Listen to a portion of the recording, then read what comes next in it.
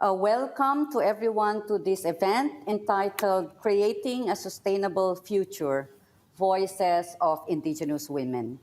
This event is co-organized by Oxfam IPIS, International Work Group on Indigenous Affairs, and the Documentation Center for Indigenous Peoples.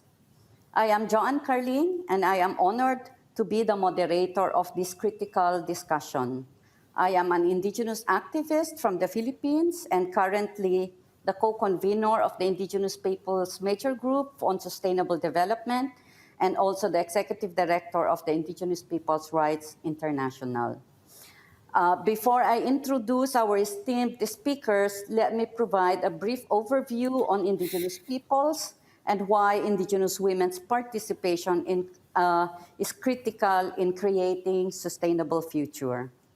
Based on the recent data from ILO, Indigenous peoples is estimated to be 467.5 million and 62% of the global population. Indigenous women comprise a little more than 50%. Over 73% lives in rural and remote areas. While Indigenous peoples have the least carbon footprint with our simple lifestyle in living in harmony with nature, we are highly vulnerable to climate change. Further, Indigenous peoples protect 80% of the global biodiversity, but only 10% of our customary lands and territories are legally recognized. In the face of the global crisis of climate change and now the COVID-19 pandemic brought by the destruction of our environment, Indigenous peoples play a critical role and essential partners for creating sustainable future for humanity. In particular, Indigenous women are land defenders and stewards of nature and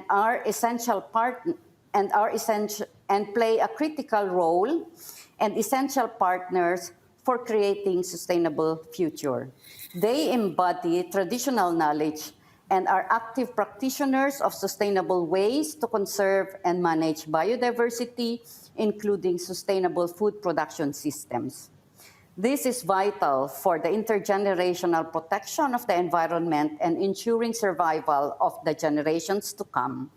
Indigenous women are also peacekeepers and active actors in sustaining community cohesion and cooperation as indispensable in community resilience to the impacts of climate change and other disasters.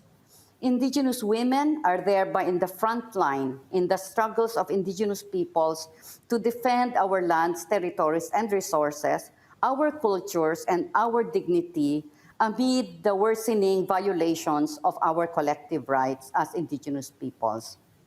Further, Indigenous women often do not have a seat on the table in decision-making processes, even in many customary institutions.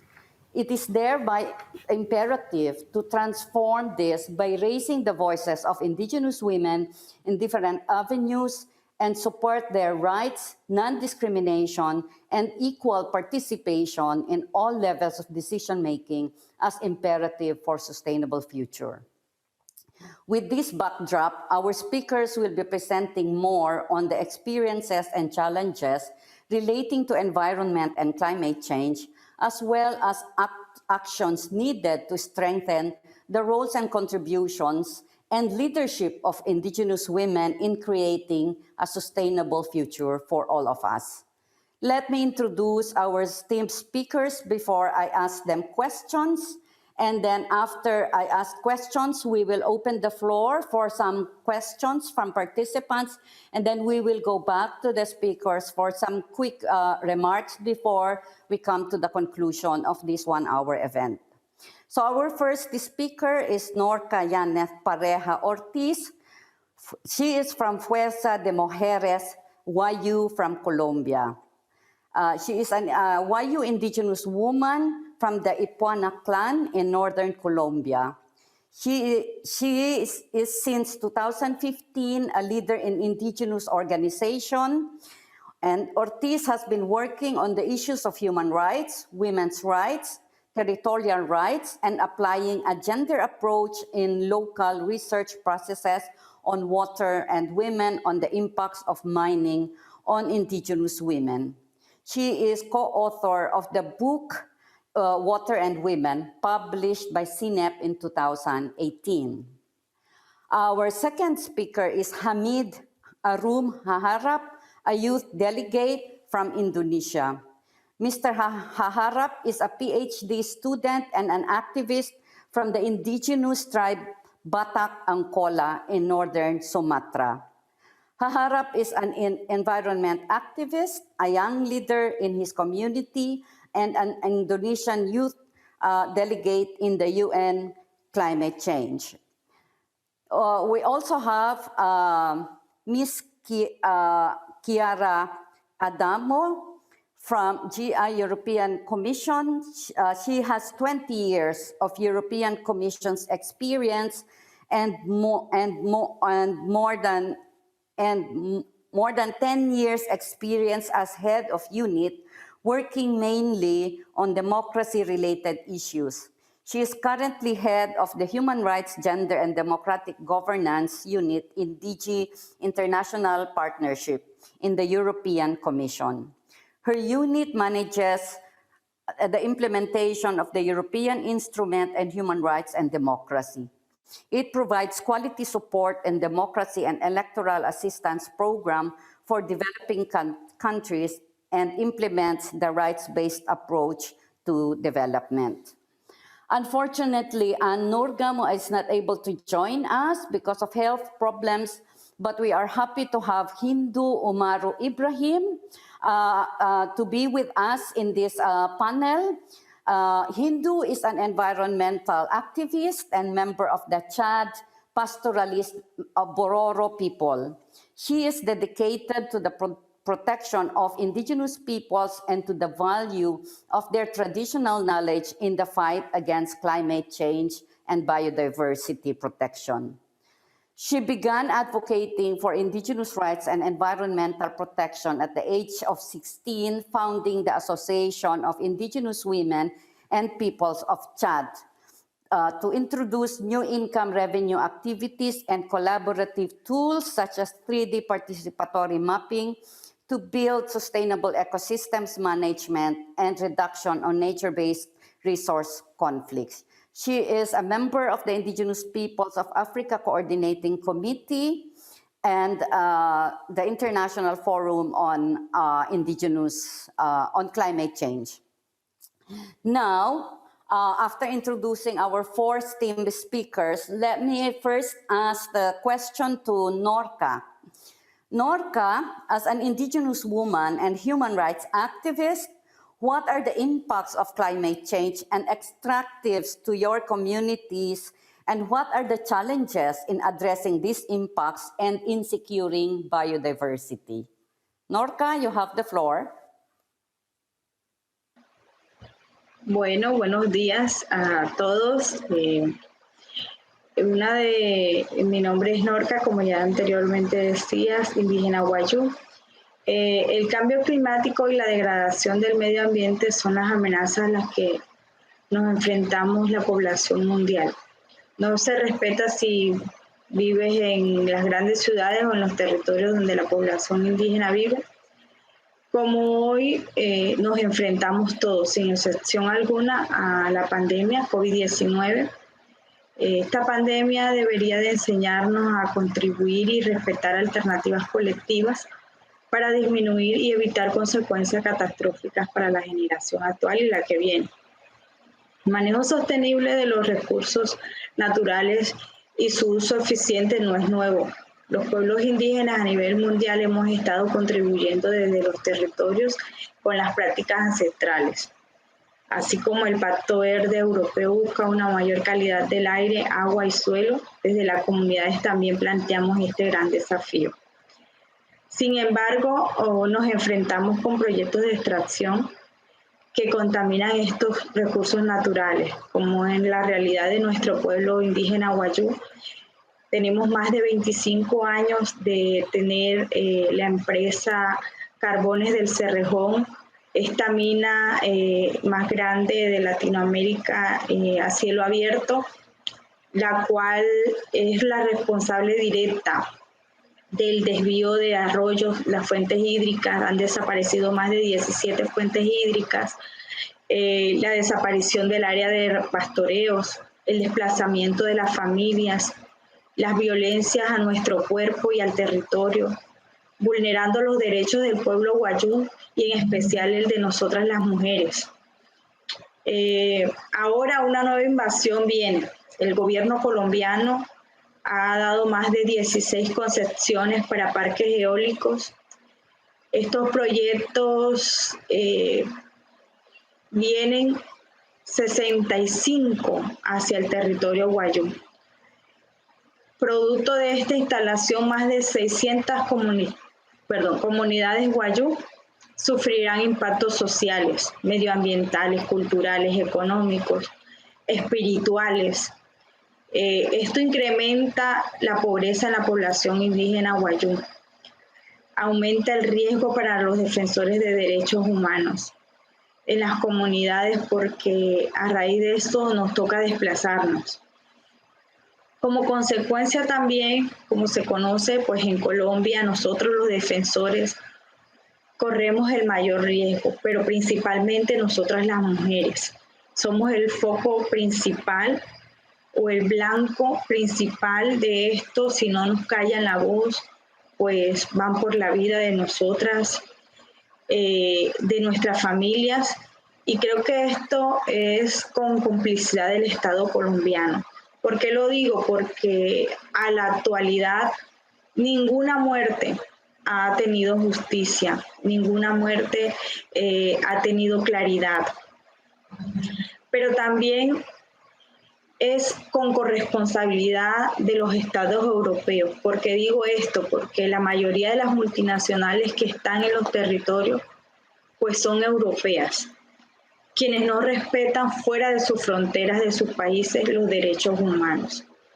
No se suman a este pacto que la Unión Europea viene trabajando, sea bien dentro de casa, eso está bien, pero aquí en Colombia, en Honduras, en Perú, no se deberían de respetar estos derechos, y fuera de casa el respeto a los derechos humanos de las mujeres, de los hombres, de los jóvenes, de los niños que viven en estos territorios donde los proyectos extractivistas se vienen desarrollando. Los pueblos indígenas y nosotras las mujeres, en especial las mujeres indígenas wayuu, somos custodios de una gran cantidad de conocimientos y prácticas que pueden contribuir al desafío, al mejorar y manejar la sostenibilidad de los recursos naturales. Esto lo hemos hecho por generaciones, esto no es nuevo para nosotros. Las mujeres indígenas hemos mostrado ser resilientes y adoptando medidas innovadoras y creativas basadas en los saberes y prácticas ancestrales de cada pueblo, a través de las cuales hemos buscado ejercer derechos como mujeres, miembros respectivos, sea de los pueblos, pero también organizacionales. Fortalecer nuestras organizaciones para el cuidado personal, el cuidado comunitario, pero siempre respetando las diferentes visiones y cosmovisiones de cada pueblo. Como por ejemplo, ahora con la forma del cambio climático que vivimos en los territorios, la crisis del agua, nosotros tenemos como estrategia en el pueblo indígena wayuu, los agüey, es un reservorio grande de agua, porque ya no sabemos en qué momento van a llegar las lluvias, en qué momento llega la escasez de agua. Es un territorio donde poca agua tenemos, pero una de las estrategias son estos agüeys.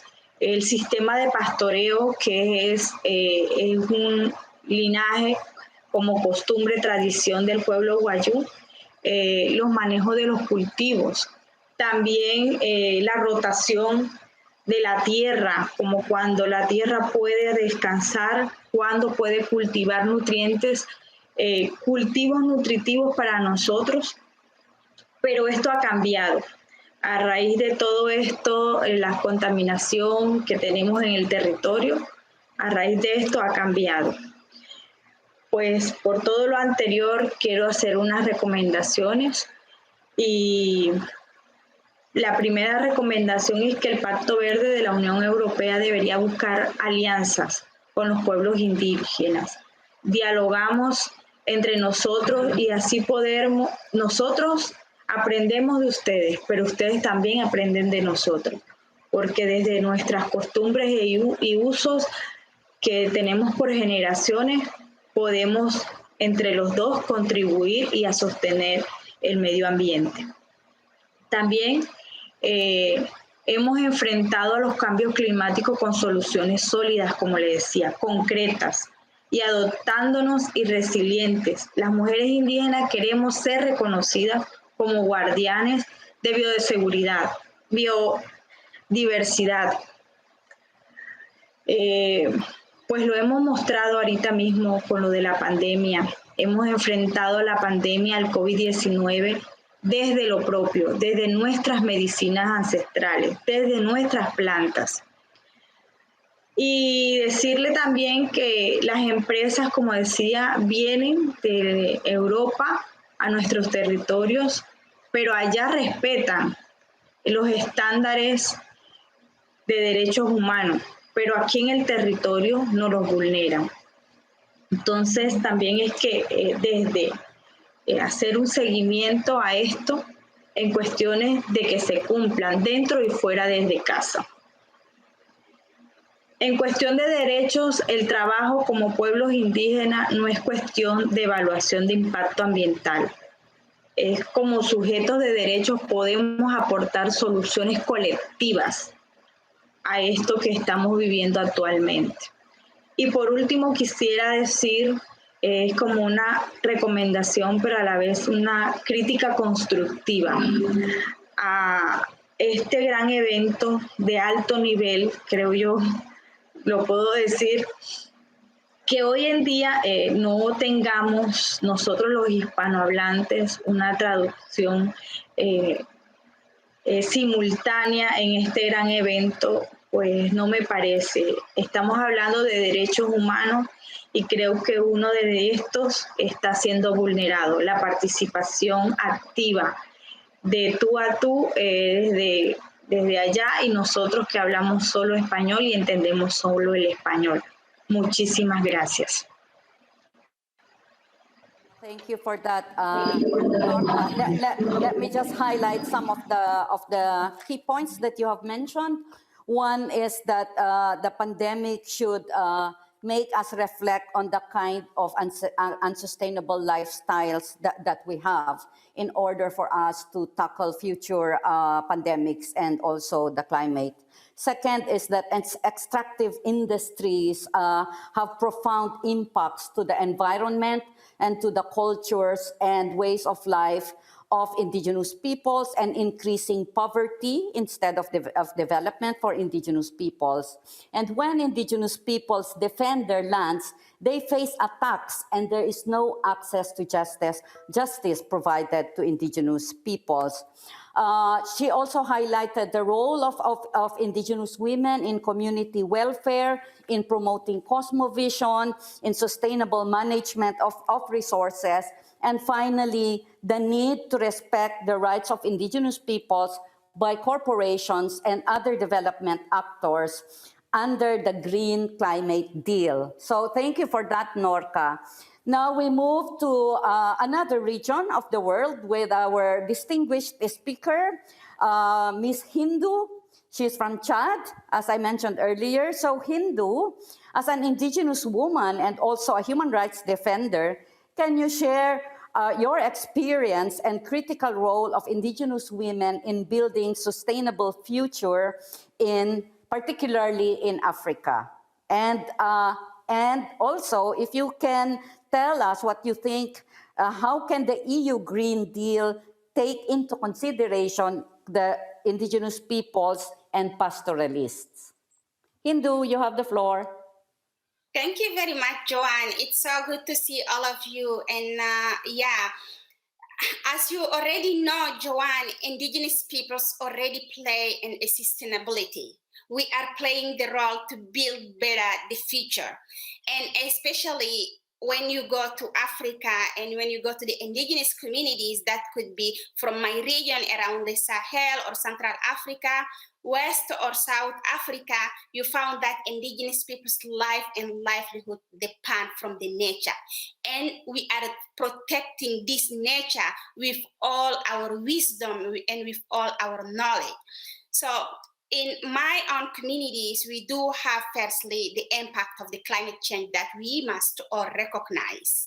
You know, when the world is saying that we have to keep the Paris objective on 1.5 degree, we already are in 1.5 degree in my region. Because when you come during the summer, you know how much it is more hot than ever, more than 50 degrees Celsius. And when you come back during the rain season, you have the extreme weather events, from the flood to the drought, and all that impact our life and livelihood and impact the communities. But however, with all those biodiversity laws and the climate change impact, we have our knowledge that we build on it to have our resilience. So let me share with you a couple of examples. When you come to the pastoralist communities, those who are living around Lake Chad, during the rain season, we get out from the lake in order to leave the water wet the area. And during the dry season, we come back in order to find water in pastures. But what is happening? So community use the knowledge that to allow them to get out or to come into the regions. So we have the knowledge by observing just the nature. Of course, there is no technology because there is no even electricity in those communities. So our best application and our best science that we observe, it is nature. One of the example is when the rain season is coming, we know that we observe our cattle. All the cattle lie down, they have them head facing the south and up. You can do whatever you want, but they always have them facing the south. So immediately we know that it is not the time to stay here, it is the time to get out and go to the other region. So those knowledge, when we observe them, what is the role of the woman? So the women have a lot of observation in the nature in order to predict and preserve the future for them own children, to predict their sustainability. So women knowledge are based on the observation of where they can find the vegetations, where they can find the food when it is dry season, where they can also find water in order to have them cooking and to have also the medicine for their children. So those knowledge are spring knowledge and very critical for the survival of the families. So that's why for me, the indigenous women play already a big role in building sustainability for our society.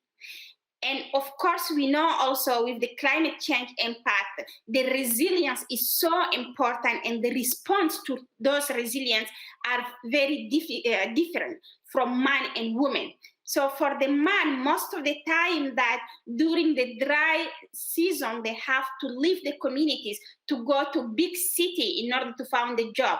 And as all of us know, when they go to the communities, when they go to the city, so it is not coming today and getting the job today immediately. No, they have to stay maybe 1 month or maybe more before to get this job and before maybe to earn a little bit of money sending back home.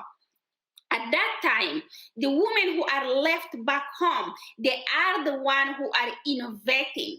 They are the ones who are creating the solutions in order to play the role of man securing the communities and the role of the woman that they have to feed them communities and to feed the children and the old peoples. So they know where to collect all those foods and all those medicine. Even without the fridge, they know how to dry the foods. So then you found that the role of the woman to build the resilience in her communities are so critical. So indigenous women are the pillars of all the sustainability that we are designing. And Joanne, you said in your opening statement, but how much role they are playing into the decision making. This is the most important part.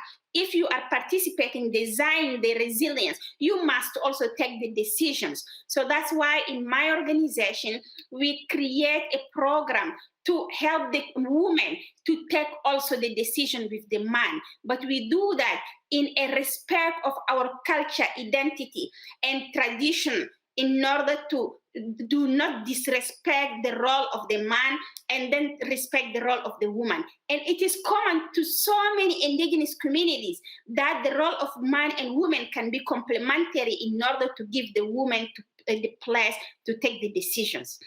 Coming back to your second questions, how the EU Green Deals can include the pastoralists and also respect. So I think the EU Green Deal is already a big step forward. However, this EU Green Deal cannot be limited only to EU because they are dependent also to all our regions, from the commodities that they are absorbing. From the Asia to Latin America, Africa, all the commodities are coming from there. So the Green Deal must integrate the respect of human rights and especially the rights of indigenous peoples. For example, where they wanted to cheat all those coffee, cacao, or palm oil, or whatever, they are most of the times that grow up in an indigenous land without respecting the rights of indigenous peoples. So those companies from Europe must integrate the respect of indigenous peoples and indigenous peoples' lands. And it is so important also to see how they can go on the ground and see the realities, because they cannot just take the decisions from the far away where they are. So this is the roles of the Green Deals that we are talking about it. And secondly, when they integrate, they have the Green Deals, they must see it is not only the Europe that have to take these roles.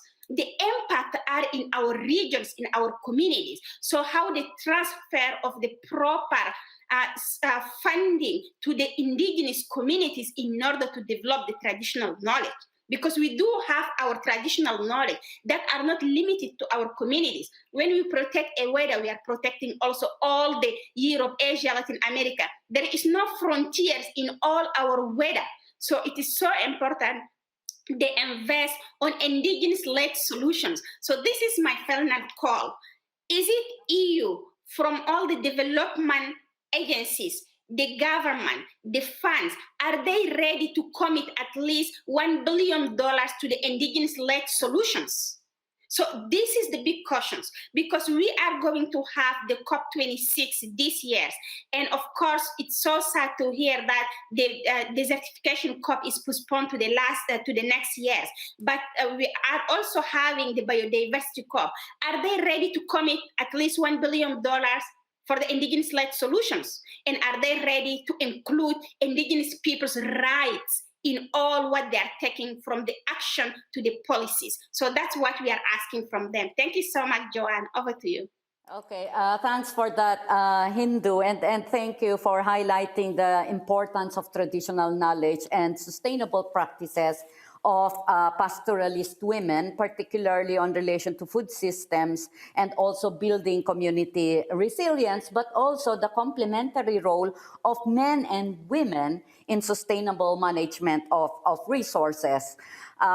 This is very much a welcome remark, particularly in ensuring that the participation of women in decision-making should also be guaranteed.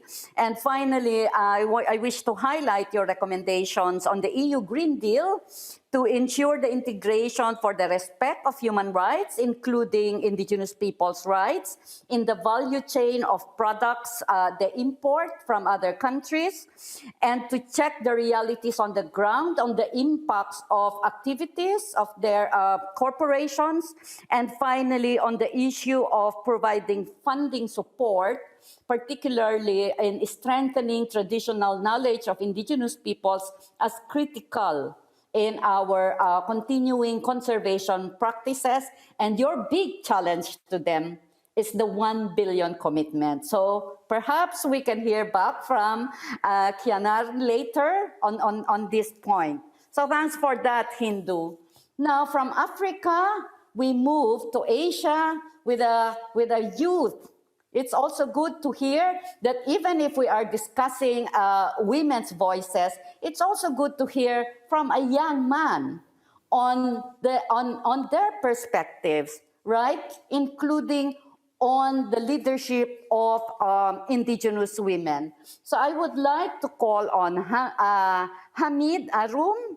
What are the key challenges you face in your community relating to environment protection, and what are the role of indigenous youth, both men and women, in securing a more sustainable future and combating climate change? So Hamid, you have the floor.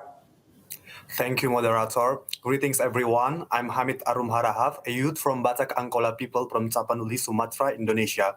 As indigenous youth, I believe that we are actors in climate solutions. I'm very honored to be a part of this high-level panel to discuss creating a sustainable future, a voice of indigenous women. I'm obviously not indigenous woman, as Johan said, but as a youth, I look up so much to them and how bold their action and impact to make change happen. Therefore, before I start, I want to thank the indigenous women for protecting our earth. I would like to highlight the story of Opung Sarma from northern Tapanuli. She is the real example how strong the voice of an indigenous woman in Tapanuli, my hometown.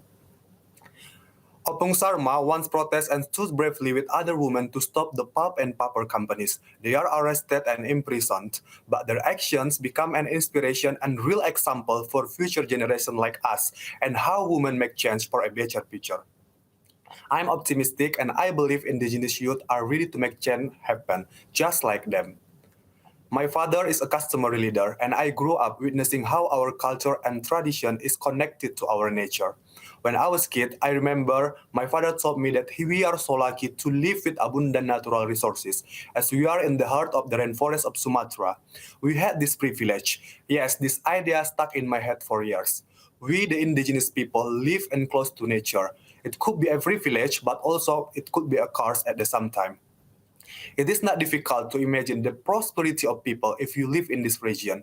Our hometown is also home to one of the largest geothermal projects in the world, gold mining, palm oil plantation, eucalyptus plantation, not to mention a large but controversial hydro dam is under development. If we live in such a beautiful nature and big companies, we should be live in prosperity, right? That is what I thought back then. But the reality on the ground is not like that. From the river to the sea, what you experience is a climate disaster, pollution, displacing indigenous people to wildlife extinction. This is not privilege anymore, and this is a curse. When it comes to the climate crisis, indigenous people are the most vulnerable group, especially women and youth. What is happening in my hometown Tapanuli is what is happening in the world today. We live in a world of vulnerability. Here are some numbers from Tapanuli you may want to hear. In January 2021, 5 women killed by toxic gases from the geothermal project. May 2021, 13 people were killed in a landslide at the hydro dam project site, including women and children. Aliansi Masyarakat Adat Indonesia, or the Alliance of Indigenous Peoples of Indonesia, says that more than 50 indigenous peoples have been criminalized by pulp companies in Tapanuli, including the women who defend their customary land, the graves of their very sacred ancestors were evicted, so were their customary lands. The current economic model is harming and killing the indigenous people. This must be stopped, especially since we live in a climate crisis that requires the role of indigenous communities at the core of solutions. The way of life of indigenous communities has proven to be able to control the climate crisis. Therefore, this way of life must continue, and indigenous youth is the hope. But when it comes to climate action, indigenous youth are facing a challenge. This challenge cannot be separated from colonialism in the past. These are the challenges we face. Modern civilization destroying our identity. We need the right to identity. The world and state should recognize indigenous people's identity, including their land, their culture, their faith system, and their knowledge. Quality education is a big issue for us. Modern education has failed indigenous people everywhere. It is important to ensure traditional education is preserving for the youth indigenous, and they can be combining with modern education and advanced technology. We are excluding in the planning and decision-making process of state and companies' development, but we are one of the most vulnerable group to its impact. And we are facing difficulty of access to raise our voice and get funding for our initiative. But indigenous youth are bold. We may have more obstacles and barriers compared to non-indigenous counterparts, but we also have our power. There is over 70 million indigenous youth globally. We play an important role in the world's future, from protecting biodiversity, cultural diversity, to language diversity. We are the future of the traditional knowledge, which have been proven could tackle the climate crisis. Having said that, what do we want to see is traditional knowledge should be implementing in education curricula. And we need more and more formal and informal education that inclusive and contextual with the indigenous people system. We need you to secure our voice when we are advocating and campaigning to save our culture and future. Many land defenders and indigenous activists were killed for speaking out, especially in global south countries. And if this continue, indigenous youth like me face great challenges and fears in voicing our voices. Job creation for indigenous youth is important, but job creation should not eliminating the indigenous value from their life. It is important to ensure the traditional work for indigenous people are still available. If we want to see the EU biodiversity strategy for 2030 bringing nature into our lives implemented, we need more people who live connected and protecting nature. It's all the work of indigenous people. So, recognize our land, recognize our contribution to climate action, and support us to protect our nature. You can support us in managing our customary land, and we need a framework in this. The youth should be in the frontline actor. Last but not least, empower the indigenous youth and give them access to funding to make their idea into reality. Since not every youth had the privilege to build an organization or NGO, especially indigenous youths. It is important to highlight their individual action and help them broaden their positive impact. Individual action is matter. As an individual, I have been involved in documenting the socio-economic life of the indigenous people. I was conducting scientific research, advocating for my community, and speaking to the government, media, conference after conference. In addition, I'm also actively educating local youth about the importance of protecting nature and culture. We need to make our voice anywhere. We need to empower each other. Again, we have a choice and our voice matters. Thank you. Back to you, moderator. Yes, thank you, Hamid. I really appreciate your opening in terms of honoring the heroism of indigenous women as courageous leaders in the struggle to defend our lands and resources as indigenous peoples. Thanks also for highlighting the youth as actors for climate change. And the experience that you have in your communities, as you call it, the climate disasters due to mining, hydro dams, monoculture, which also resulted to killings and criminalization of indigenous peoples, and that this kind of economic model does not fit into the realities of indigenous peoples. And in fact, the sustainable livelihoods of sustainable systems of indigenous peoples should lead the way for climate change solutions. Your call for the need for quality and inclusive education, including traditional knowledge for indigenous youth, is a very important point, and also the need for indigenous youth to be included in decision making. And finally, that indigenous youth are the future, and they have the solutions, they have the power, and they need to be supported, and they need to be in the decision-making table. Thank you for that, Harun. Now, finally, we want to circle now to where this event is taking place in Europe.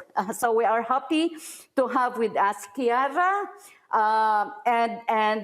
For Chiara, as a major player in terms of policy and support, how can the EC, the European Commission, increase its support and advocacy with Indigenous women and Indigenous peoples fighting the climate crisis. And it would also be good to hear from you on your reflections on the remarks made by our earlier speakers.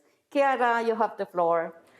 Thank you, Joe, and let me also join our previous speaker, Amir, to really, before I start my intervention, paying tribute to all these very courageous and great women defenders, Indigenous women, who are really at the center of protecting both people and biodiversity, which is the very essence of the reason why we are here today, by standing up for their communities, by really making sure that environment is safeguarded.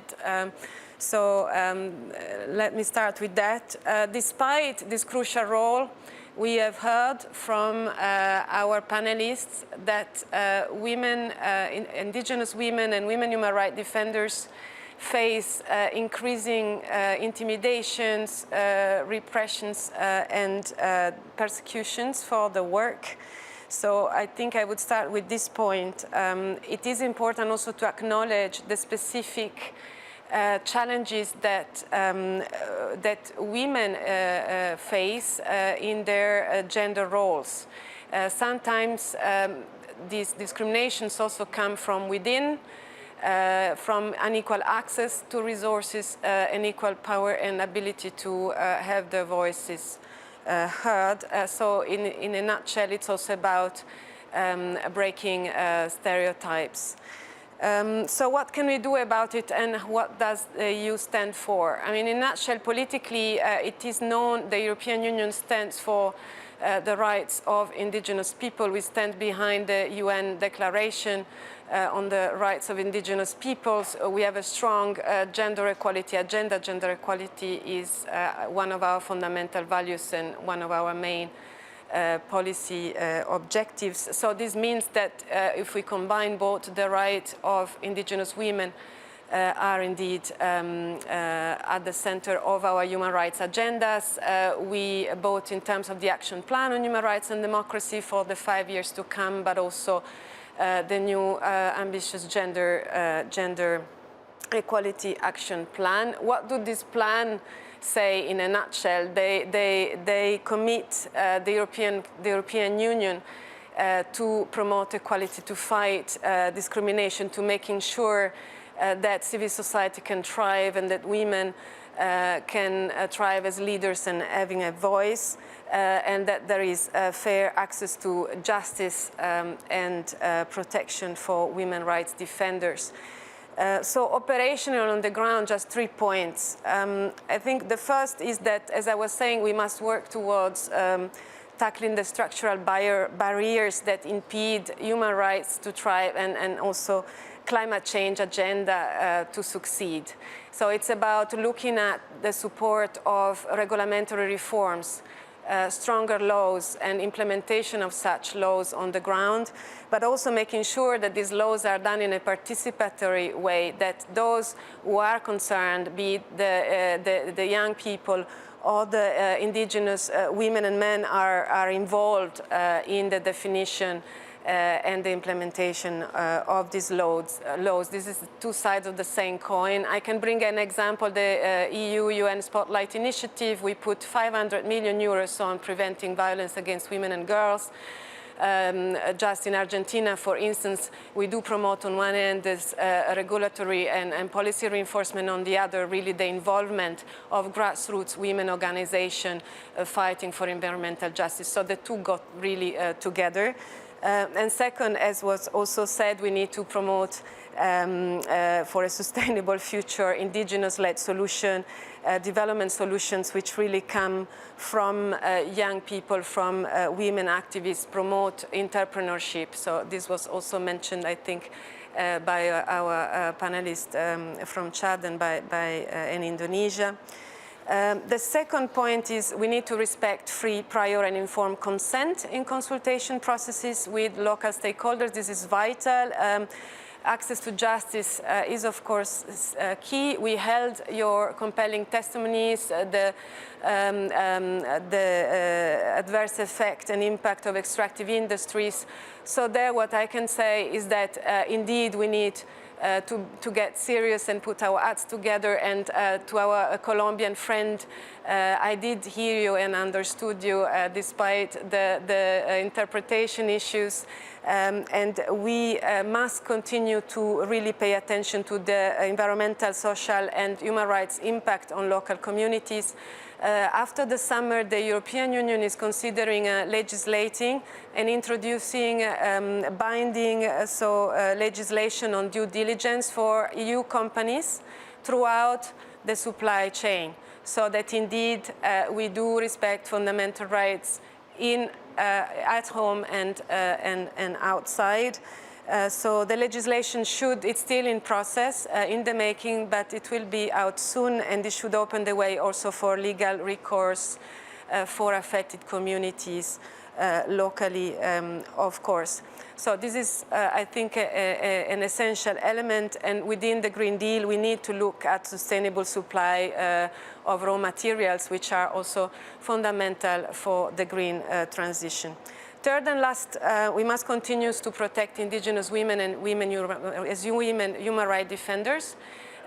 Through our flagship protection mechanisms for human rights defenders, we did protect more than 11,500 women from the indigenous community, specifically working on environmental issues. So it's a big phenomenon. It is true. I mean, we can testify the level of threat is really on the increase. And through this mechanism, we could support individual activists, including from legal aid to relocation. So we take pride in this, and we want to reinforce this mechanism going forward. So thank you, Joan, for the time given. We could also discuss about our support at multilateral level, of course, the Indigenous Navigator or the DOSIP, but it's time for questions. Okay, yes, thank you, Chiara, for again highlighting your work and encouraging intervention, I may say, and support to indigenous human rights defenders, particularly for indigenous women human rights defenders, and also the continuing support of the EC on the UN Declaration on the Rights of Indigenous Peoples and for gender equality. I have also noted and the one you mentioned on providing fair access to justice for women and tackling barriers and legal reforms for inclusion and participation of women and youth, but also the promotion of entrepreneurship for women.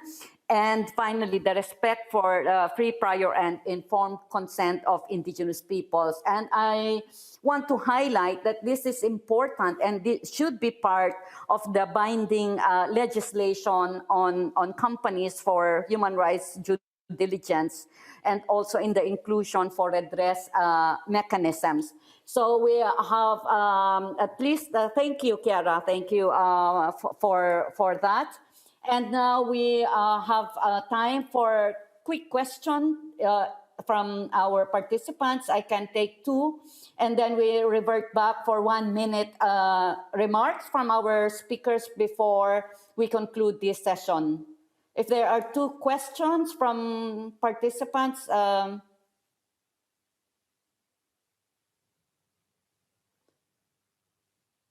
no?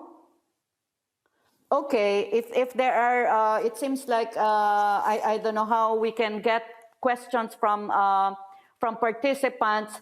So if not, then just a quick remarks from our participants on how we can strengthen the leadership of indigenous women in relation to conservation and combating climate change, but also if we have other recommendations in relation to the Green Deal. So we reverse. First, we start with Hindu. Any additional remarks? Thank you very much, Joanne, and thank you all the colleagues. Really, I enjoyed all what you said, and I think the first one is we have to combine all the conclusions that we said in order to implement them. So first, it is so important that to see EU integrating the indigenous people's rights, respecting it, not just in the paper, but in the ground, in the reality. And when we say EU, it is not only the government or the parliament or the commissions, it is also the companies that are in EU. It is also the bank, the development agencies. They must integrate the rights of indigenous peoples and respect it through free, prior, and informed consent. Secondly, indigenous women must be the center in all the decision making when they wanted to take all decisions. So they must be as a criteria, not checking box, but a real criteria that indigenous women can do. And lastly, we cannot succeed our sustainability if we do not direct access funding to the indigenous women, not because we cannot write a concept note or the indigenous women in the rural area cannot do an Excel document that they cannot implement a field project. They can do it. Just to change the system, give this direct access, and then we can implement through our traditional knowledge. Thank you. Okay, thank you, Hindu. Now we can have Arum. 1 minute. Thank you. Say. Yeah, thank you. Green Deal from EU, I think, is about sustainable future.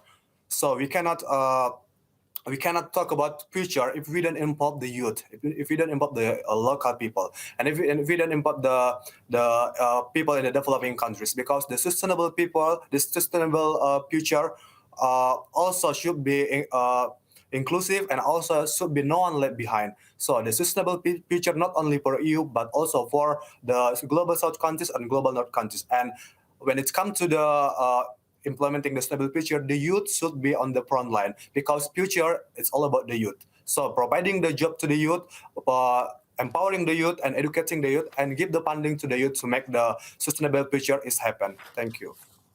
Okay, thank you for that, Arum and Norca. Norca. Bueno, una de las conclusiones que, como decía Kiara y Arum, llegar a los territorios. Más allá de que tenemos el recurso, el acompañamiento, también es llegar al territorio, acompañar a los defensores de derechos humanos y ambientales y territoriales. Está bien la estrategia, en el papel se ve bonito, pero vamos a una realidad. En Colombia, hablo de Colombia, y todos los pueblos indígenas estamos en vía de extinción por los megaproyectos que están llegando a nuestros territorios y que están violando nuestros derechos humanos, pero también ambientales y territoriales. Entonces el llamado es a seguir protegiendo desde lo propio, desde nosotros como pueblos indígenas, pero también desde la Comisión, desde los entes territoriales colombianos y de los estados, porque también hay que involucrar y hacer seguimiento a los actos que está haciendo el Estado colombiano y los demás, en los demás países también, porque también no se le hace seguimiento a esto que hacen como los entes nacionales en las concepciones de los territorios, sin ver más allá de que hay un desplazamiento, hay muertes, violaciones a nuestra cosmovisión y a nuestro territorio. Entonces también ver más allá desde las oficinas y llegar que estos recursos también lleguen a los territorios y a las organizaciones que estamos de base en los territorios. Muchísimas gracias. Thank you, Norca. And Kiara, any final remarks from you? Yes, John, just mentioning that we do believe that the Green Deal will, of course, bring a positive contribution and also bring more visibly the crucial role that indigenous women play. this needs to be really accompanied and supported. So I take the interventions from the colleagues, from the panelists.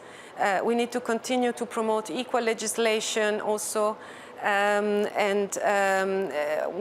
example is 43% of agricultural labor force is women, and only 15% of agricultural landholders are women. So there is a lot of work to do also in terms of curbing inequalities and making sure that we promote the voices of girls, of youth and women as leaders in the green transition.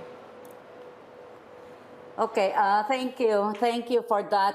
We only have a few minutes left, and we have, I think, a very rich presentation from our panelists. I don't know how to summarize because it's very rich, but would like to highlight some of the key elements and key messages that came out from this discussion. First and foremost is the need to protect indigenous territories, indigenous lands and resources, especially also the ones that are the stewards of these resources, the indigenous peoples, and thereby the respect and protection of indigenous peoples' rights is necessary. And within this is to ensure that women are at the center of decision making and that their specific roles and contributions are also included in the overall management of resources, but also in ensuring that their perspectives and needs and rights as women are enhanced. We also have noted that youth, both women and men, are the future, and they also need to be included. We also need to look into the challenges that they face in relation to education, in relation to sustainable livelihoods, to be part of what is called Green Deal, and also the transfer of traditional knowledge for them so that they can continue using traditional knowledge for the future generation, and that we need to transform policies to practice on the ground, particularly in making, in ensuring changes on the ground in relation to the realities of indigenous peoples in terms of the violations of rights and the risks and attacks to environment and human rights defenders, and ensuring that there is access to justice for victims of these kinds of violations. And the way we change this kind of reality for indigenous peoples is also supporting their initiatives for conservation and entrepreneurs for indigenous women's economic empowerment. And finally, to reiterate the call for indigenous peoples that the realization of indigenous peoples' rights and well-being on the ground is the exact measurement that we need to take when we make strategies and policies. And unless those make the actual changes on the ground in upholding the rights and well-being of indigenous women, of empowering indigenous women to be leaders in their own and right, is the right way, we can ensure that indigenous women will play their critical role for a sustainable future. So thank you to everyone. Thank you again to the organizers. Thank you to all our speakers. And we need to continue this discussion to other events, and we need to implement the recommendations or support the recommendations that have come up in this conversation that we have. So thank you to everyone, and I hope that this conversation will evolve into more actions on the ground. but also in ensuring that Indigenous women will finally have seat on the table in decision making so that they can play their vital role in a sustainable future for all of us. Thank you. Thank you very much, Joan. Wow, that was such an amazing conversation, really inspiring, and all the 4 panelists and yourself, Joan, coming in with some very good proposals, very good recommendations for moving forward. This has really been so inspiring and informative as well. And for someone like me who works on equality and inclusion issues, diversity issues here in Brussels, in Europe, all what you have said has been really deep down into my heart.